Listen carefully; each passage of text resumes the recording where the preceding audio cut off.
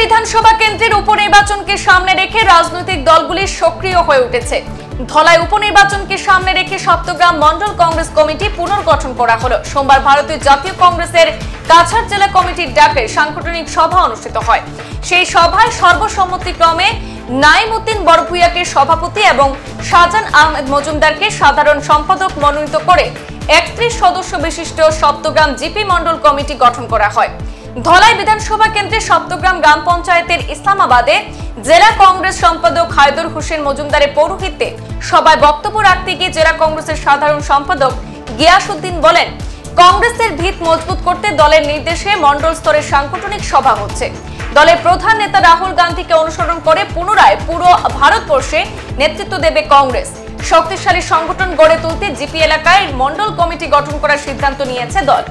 এদিন সভায় উপস্থিত ছিলেন সপ্তগ্রাম জিপির প্রাক্তন মন্ডল কংগ্রেস সভাপতি আব্দুল কুদ্দুস বড়ভূঁইয়া, মুজিবুর রহমান বড়ভূঁইয়া, আলী আকবর লস্কর, তৈয়বুর রহমান মজুমদার, ইনাম উদ্দিন মজুমদার, আসমা বেগম লস্কর প্রমুখ।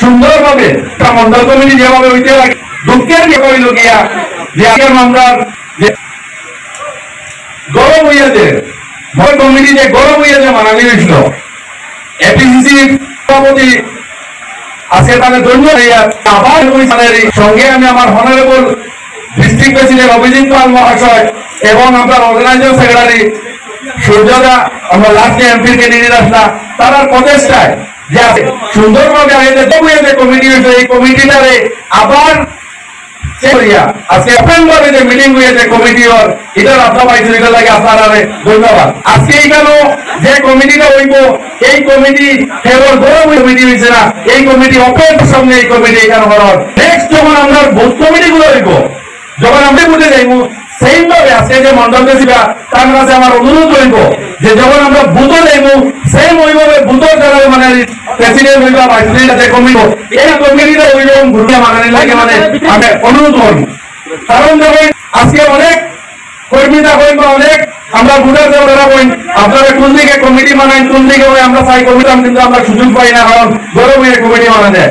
এই কথাটা আজকে আমার ডিস্ট্রিক্ট প্রেসিডেন্ট তাই না আপনি বলছেন যে কোনো একটা ব্লক মন্ডল কমিটি হই, বুথ কমিটি হই, কোনোটা করবে না, প্রত্যেকটা কমিটি সবার সামনে আপনারা আছেন, সবাই কমিটি আছেন নাকি এই কমিটি কোনো সন্দেহ, কারণ এই কমিটি ছাড়া গেল যে যত মানুষ সবার সামনে এই কমিটি। বর্তমানে আমাদের দেশ শোষিত হচ্ছে, শাসিত নয়। এই সরকারকে বিঘ্নিত করে আবার শক্তিশালী একটা সরকার, মানুষের সরকার, জনতা বলে কতটা পরিশ্রম করতে হয় সেটা আমাদের জাতীয় নেতা, যিনি সর্বভারতীয় প্রধানমন্ত্রী পরে যার সিট বর্তমানে রয়েছে, বিরোধী দলের সভাপতি, যে সংসদীয় গণতন্ত্রের মাননীয় রাহুলজি কত কষ্ট করেছেন, কত পাহাড়, কত জঙ্গল, কত কিছু, কত মাইলকে মাইল উনি ভারত জুড়ে যাত্রায় অংশগ্রহণ করেছেন, পায়ে হেঁটেছেন। উনার আদর্শে আদর্শিত হয়ে আমরা এই জাতীয় কংগ্রেসকে উজ্জীবিত করতে হলে এটা করতে হবে।